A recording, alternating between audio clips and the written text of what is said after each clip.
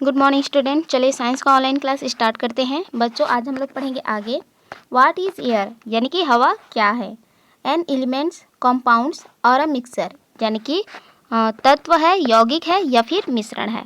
आगे देखते हैं। Till 200 year ago air was considered to be an elements. ठीक है, यानी कि 2 वर्ष पहले तक एक तत्व माना जाता था।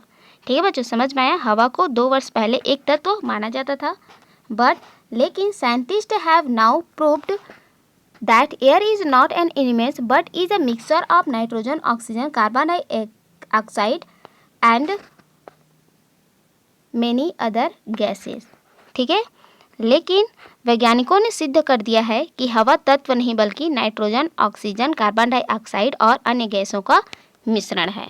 चलिए आगे देखते हैं। Element and compounds can also be classified on the basis of particles also. ठीक है, यानी कि तत्व एवं यौगिक को कणों के आधार पर भी वर्गीकृत किया जा सकता है। लेट अस अंडरस्टैंड दिस, यानी कि आइए इसे समझें। All substance are made up of particles, यानी कि सभी पदार्थ कणों से मिलकर बने होते हैं। Different substance have different type of particles, यानी कि अलग अलग सब्सटेंस के अलग अलग प्रकार के पार्टिकल्स यानी कि कण पाए जाते हैं। For the properties of all particles of water will be the same. ठीक है, यानी कि जो वाटर होते हैं, ठीक है, यानी कि वाटर के जो पार्टिकल्स के प्रॉपर्टीज़ हैं यानी कि जो गुण होते हैं वे सेम होते हैं यानी कि समान होते हैं, बट लेकिन water particles and iron particles will be very different from each other. लेकिन वाटर के पार्टिकल्स और लोहे के पार्टिकल्स है ना एक दूसरे से बहुत भिन्न होते हैं। This particles are so tiny.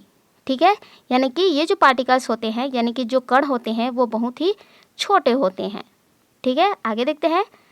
That they can not be seen even by a good quality microscope. ठीक है, और इन्हें अच्छे से अच्छे सूक्ष्मदर्शी से भी नहीं देखा जा सकता।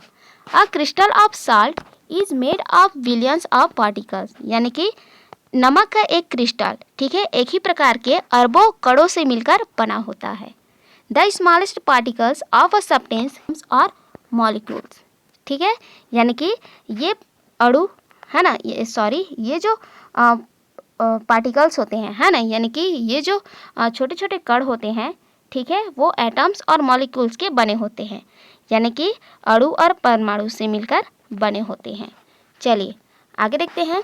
N elements has some type of atoms. ठीक है, यानी कि किसी भी तत्व में एक ही प्रकार के परमाणु होते हैं। आगे देखते हैं। इन सब elements this atoms can exist on their own is of free state and each other they can only exist in combination with other atom। ठीक है, यहाँ पर देखिए बच्चों ध्यान दीजिएगा, बताया जा रहा है कि किसी तत्व में ये परमाणु अपने आप मौजूद हो सकते हैं, स्वयं एक स्वतंत्र अवस्था में हो सकते हैं और अन्य में वे केवल अन्य परमाणुओं के साथ संयोजन में मौजूद हो सकते हैं। ठीक है, यानी कि दूसरे के साथ संयोजन करके मौजूद हो सकते हैं। आगे देखते हैं। 2 atoms of oxygen combine to form a molecules. ठीक है, यानी कि ऑक्सीजन के 2 परमाणु मिल करके एक अणु बनाते हैं। ठीक है, यानी कि ऑक्सीजन में 2 परमाणु आपस में मिलकर एक अणु बनाते हैं। Every atoms has a specific mass known as its atomic mass, यानी कि प्रत्येक अणु का एक निश्चित द्रव्यमान होता है और उसे उसका आणविक द्रव्यमान कहते हैं। ठीक है, चलिए आगे देखते हैं। देखिए बच्चों यहाँ पर है ना चित्र में बताया गया है मॉलिक्यूल्स ऑफ ऑक्सीजन और दिया है सेकंड में मॉलिक्यूल्स ऑफ सल्फर। ठीक है बच्चों, सल्फर को गंधक भी कहा जाता है। तो देखिए फर्स्ट चित्र में बताया गया है ऑक्सीजन का जो अणु है। ठीक है, देखिए यहाँ पर एटम, ठीक है, यानी कि परमाणु, यानी कि ऑक्सीजन के 2 परमाणु मिल करके एक अणु बनाते हैं। ठीक है, और जो मॉलिक्यूल्स ऑफ सल्फर हैं यानी कि जो गंधक होते हैं, ठीक है, उनमें 8।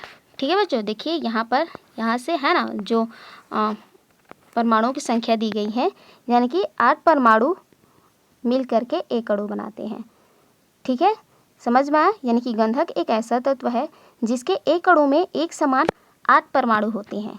ठीक है, और ऑक्सीजन के अणु में 2 परमाणु होते हैं। ठीक है बच्चों, ध्यान दीजिएगा, ऑक्सीजन के अणु में ऑक्सीजन के 2 परमाणु होते हैं और सल्फर के एक अणु में सल्फर के 8 परमाणु होते हैं।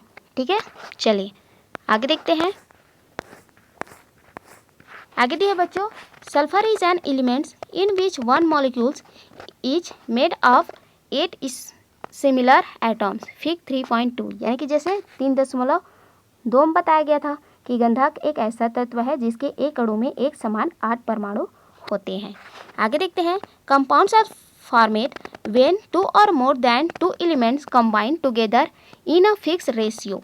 ठीक है, यानी कि यौगिक 2 या 2 से अधिक तत्वों के निश्चित अनुपात में मिलने से बनता है।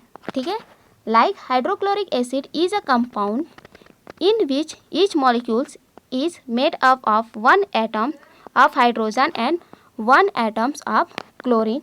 फिग 3.3। ठीक है बच्चों, जैसे चित्र 3.3 में बताया गया है कि हाइड्रोक्लोरिक अम्ल एक यौगिक है जिसका प्रत्येक अणु हाइड्रोजन के एक एवं क्लोरीन के एक अणु से मिलकर बनता है। ठीक है, जैसे चित्र 3.3 में बताया गया है। ठीक है बच्चों, समझ में आया?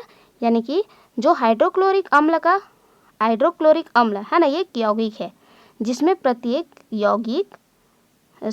अणु, ध्यान दीजिएगा, जिसका प्रत्येक अणु हाइड्रोजन के एक एवं क्लोरीन के एक अणु से मिलकर बनता है। ठीक है, देखिए चित्र में स्पष्ट बताया गया है कि हाइड्रोजन और क्लोरीन, ठीक है, हाइड्रोजन और क्लोरीन के एक एक परमाणु से मिलकर हाइड्रोक्लोरिक अम्ल का एक अणु बना है। ठीक है, चलिए आगे देखते हैं। आगे भी है बच्चों, the smallest particles of an compounds in a molecule on further dividing these molecules of a compounds we get constituent atoms of its elements। Fig 3.4, यानी कि किसी यौगिक का सबसे छोटा कण अणु होता है। ठीक है, किसी यौगिक का सबसे छोटा कण अणु होता है। आगे लिखा है, on further dividing in molecules of a compound we get constituent atoms of its element. Fig 3.4, यानी कि इस अणु को आगे विभाजित करने पर अलग अलग तत्वों के वे परमाणु प्राप्त होते हैं जिनसे वह बनता है। ठीक है, यानी कि यौगिक का सबसे छोटा कण, ठीक है, यौगिक का सबसे छोटा कण अणु होता है और इस अणु को, ठीक है, हम लोग जब और विभाजित करते हैं, ठीक है, उसको और छोटे भागों में विभाजित करते हैं तो अलग अलग, है ना, परमाणु प्राप्त होते हैं जिनसे वह बनता है। ठीक है, जैसे 3.4 में बताया गया था। ठीक है, चलिए आज के लिए इतना ही। नेक्स्ट वीडियो में आगे पढ़ेंगे, तब तक आप इस वीडियो को पढ़िए, ठीक है, समझिए। नेक्स्ट वीडियो में आगे पढ़ेंगे, तब तक के लिए थैंक यू।